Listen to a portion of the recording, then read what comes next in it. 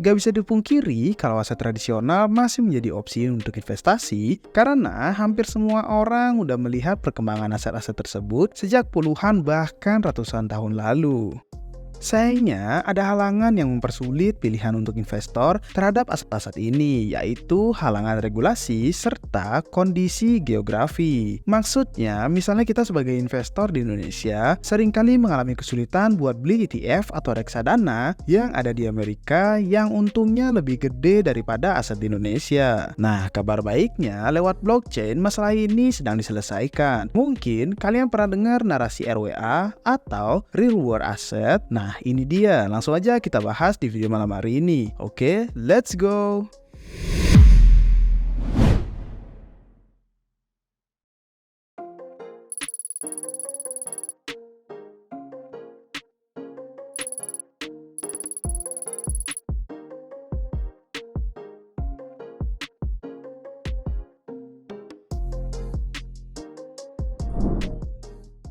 Apa itu Ondo Finance? Ondo Finance adalah perusahaan yang diluncurkan pada tahun 2021 dengan tujuan membawa aset keuangan berkualitas standar institusi ke dalam dunia blockchain yang publik. Tujuannya adalah untuk menyelesaikan masalah batasan geografi seperti contohnya yang sudah kita katakan tadi. Jadi, investor dari negara manapun bisa akses aset dari negara manapun. Nah, Ondo Finance sendiri masuk ke dalam kategori platform DeFi karena produknya adalah platform untuk investasi dengan memanfaatkan teknologi blockchain publik namun tetap mewajibkan untuk verifikasi yaitu KYC. Proyek ini awalnya dibangun di atas Ethereum dengan tokennya Ondo yang dibangun dengan standar ERC20. Tapi sekarang Ondo Finance sudah ekspansi ke lebih banyak blockchain seperti Solana, Polygon, dan juga Manta. Sejak 2021 sampai sekarang, Ondo Finance telah berhasil membawa 34 proyek dan perusahaan untuk masuk ke ekosistemnya, menjadi pengguna jasanya untuk transaksi aset tradisional di dalam blockchain, hingga memanfaatkan infrastrukturnya. Perusahaan yang integrasi di ekosistemnya ada beberapa nama-nama besar seperti Goldman Sachs dan juga BlackRock.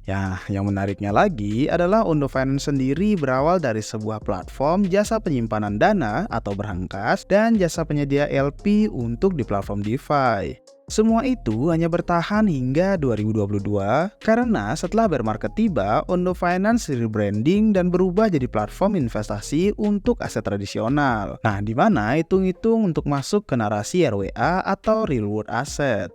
Nah, setelah dengan transisi ini, Ondo Finance meluncurkan beberapa produk barunya yang dimana sebagian sudah digunakan oleh para investor institusional di dalam dunia blockchain. Nah, by the way, tim RR udah bahas di member Republik Rupiah mengenai Ondo lebih dalam dan juga lebih early. Buat kalian yang ingin mendapatkan informasi yang lebih cepat serta lebih deep dive, kalian bisa bergabung di member Republik Rupiah. Dan jika kalian ingin bergabung untuk seumur hidup kalian cukup minting NFT Heritage di mana hanya 0,1 ETH dan kalian sudah mendapatkan akses untuk seumur hidup kalian. Oke, kita lanjut ke produk dari Ondo Finance. Ondo Finance memiliki 5 produk utamanya, tapi yang saat ini sedang dipasarkan ke publik hanyalah 3 produk. Yang pertama untuk retail umum dan institusi, yang kedua untuk investor retail besar dan institusi besar. Dua produk utamanya adalah USDY dan juga OUSG. Keduanya adalah reksadana namun memiliki aset dasar yang berbeda. USDY adalah reksadana yang didasari oleh beberapa aset seperti deposito berjangka dan obligasi jangka pendek dari Amerika.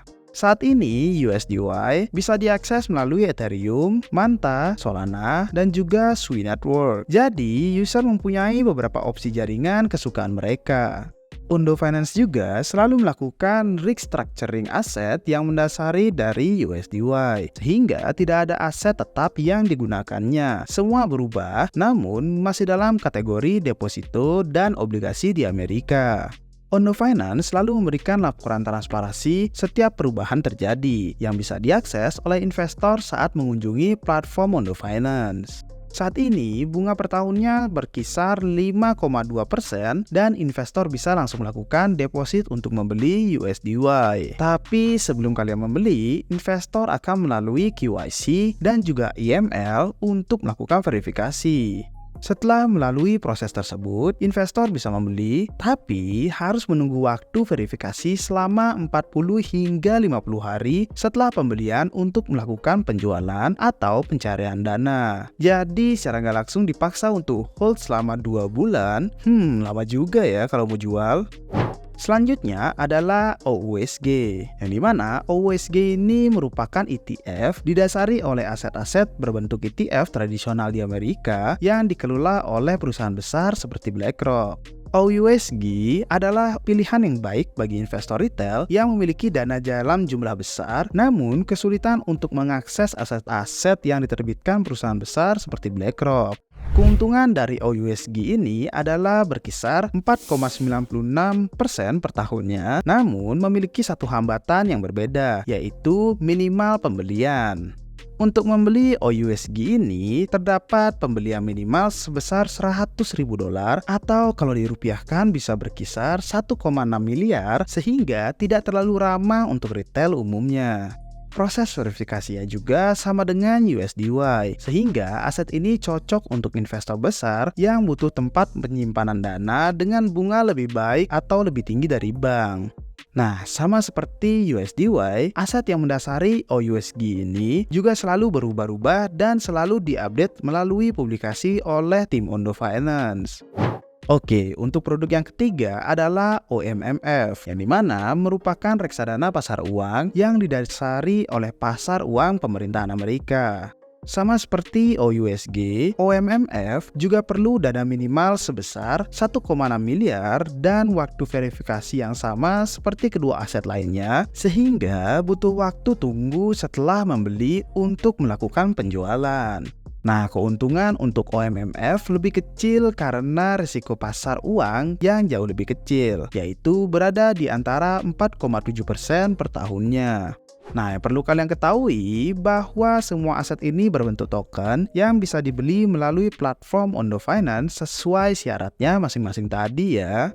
Nah, selain ketiga produk ini, Ondo Finance juga memiliki Flux Finance yang merupakan aplikasi DeFi terpisah yang berperan layaknya pasar repo di pasar keuangan tradisional. Melalui platform ini, pemilik USDY, OUSG, dan OMMF dapat menggunakan token yang dimiliki mereka untuk menjaminkan ke investor lain atau kalian bisa menjaminkannya untuk meminjam kripto jenis stablecoin lainnya. Terdapat 4 pilihan jenis kripto yang bisa kalian pinjam di platform Flux Finance, yaitu USDC, DAI, USDT, dan juga FREX. Nah, jadi semuanya bisa menggunakan USDY, OMMF, ataupun OUSG sebagai jaminan sehingga mekanismenya hampir mirip seperti pasar repo di pasar keuangan tradisional. Flux Finance juga memiliki stablecoinnya sendiri yang bernama F-Stable yang berperan sebagai liquid staking token apabila investor meminjamkan stablecoin sendiri. Nah, semua keuntungannya beragam ya, namun rata-rata keuntungan per tahun ada di angka sekitar 4 hingga 5%. Nah, yang terakhir adalah Ondo DAO yang merupakan DAO asli dari ekosistem Ondo Finance. DAO ini masih bergerak hanya di blockchain Ethereum, di mana token Ondo digunakan dalam proses governance untuk memberikan voting dalam penentuan proposal perubahan di ekosistem Ondo Finance. Ya, layaknya seperti DAO pada umumnya ya guys. Oke, sekarang kita lanjut ke token ekonomik dari Ondo Finance. Ondo Finance memiliki token governance-nya yang diluncurkan pada Januari 2024. Tokennya bernama Ondo, di mana kegunaan utamanya adalah sebagai hak suara pada DAO Ondo Finance, ya layaknya pada DAO pada umumnya ya. Token Ondo tidak bergerak sebagai alat transaksi karena mayoritas biaya transaksi di Ondo Finance dibayarkan dalam bentuk stablecoin atau dalam berupa native coin dari blockchain yang digunakan. Nah, untuk jumlah supply dari token Ondo ada sekitar 10 miliar Ondo. Nah, menurut data dari CoinGecko, saat ini jumlah persediaan yang telah beredar masih di angka sekitar 14% atau 1,4 miliar Ondo. Hal ini disebabkan adanya vesting period yang cukup panjang dari Ondo ya, yaitu hingga lebih dari 5 tahun. Nah, kalau kita melihat alokasinya, terlihat bahwa kurang lebih 50% dialokasikan untuk publik dengan total 54,1% untuk pertumbuhan ekosistem dan komunitas dan 12,9% untuk private sale. Sisanya 33% dialokasikan untuk pertumbuhan Ondo Finance, sehingga secara tidak langsung tokennya ini disimpan oleh tim ya, namun bukan untuk keuntungan pribadinya. Nah, secara menyeluruh, Ondo Finance memiliki potensi untuk menjadi pemimpin di industri RWA, terutama karena dukungannya dari perusahaan besar seperti BlackRock, Goldman Sachs, dan Morgan Stanley. Untuk perkembangannya juga relatif positif dengan adanya peluncuran bridge yang menyambungkan ke lebih banyak blockchain dan fitur swap yang mempermudah transaksi. Nah, untuk saat ini terdapat 3 fase yang sedang dan akan dijalani oleh tim untuk mengembangkan Ondo Finance, yaitu fase pertama adalah meningkatkan adopsi melalui kolaborasi dengan lebih banyak blockchain, baik itu blockchain lapisan 1 ataupun lapisan kedua. Untuk fase keduanya adalah memperluas ke aset sekuritas publik lainnya sehingga pengguna memiliki lebih banyak pilihan produk yang mungkin tidak hanya terfokus pada pasar Amerika. Untuk fase ketiga adalah memperluas produk ke aset dunia nyata lebih banyak selain dari sekuritas, mungkin seperti properti dan komoditas lain. Ini akan membawa pilihan aset kelas institusi tradisional yang lebih beragam ke ekosistem kripto. Saat ini, fase pertama sudah menjadi fokusnya, dengan bukti nyata seperti integrasi dengan BlackRock yang sudah diakui dan menjalar ke Binance, serta integrasi dengan beberapa proyek baru seperti EtherFi. Nah, untuk secara menyeluruh, proyek ini memiliki masa depan yang baik ya, tapi ada 2 hal yang perlu dipertimbangkan sebelum kalian membeli Ondo, yaitu faktor keterbatasan adopsi dan juga preferensi. Keterbatasan adopsi terjadi karena adanya minimal biaya $100.000 dan proses verifikasi 40 hingga 50 hari, serta aset institusional yang belum terlalu dikenal investor retail, ditambah dengan keuntungan per tahun yang hanya berada di angka sekitar 4 hingga 6%.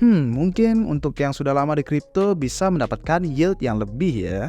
Nah, dari sisi preferensi, investor yang memilih sifat anonimitas akan keberatan untuk melakukan KYC, sehingga kembali ke poin utama yaitu keterbatasan untuk adopsi. Ditambah dengan preferensi keuntungan per tahun yang relatif kecil dibandingkan platform DeFi lainnya, Ondo Finance kemungkinan akan kesulitan menarik investor retail. Tapi semua ini bisa diselesaikan karena Ondo Finance masih relatif baru ya. 2 kemungkinannya adalah membuat produk baru yang lebih ramah untuk retail atau fokus langsung ke investor besar dan juga institusi. Dari kacamata saya pribadi sebagai retail, mungkin saya akan menggunakan platform DeFi yang lain untuk mendapatkan yield yang lebih besar dibanding menggunakan Ondo Finance. Tapi balik lagi ke kalian semua ya, kalian bebas pilih menggunakan apapun itu. So, sekian aja untuk video malam hari ini. Jangan lupa like dan subscribe biar kalian gak ketinggalan konten-konten dari Republik Rupiah. Dan jika kalian ingin nimbrung bareng, kalian bisa join Telegram atau Discord kita biar bisa belajar bareng. So, sampai jumpa di video-video selanjutnya. Cheers!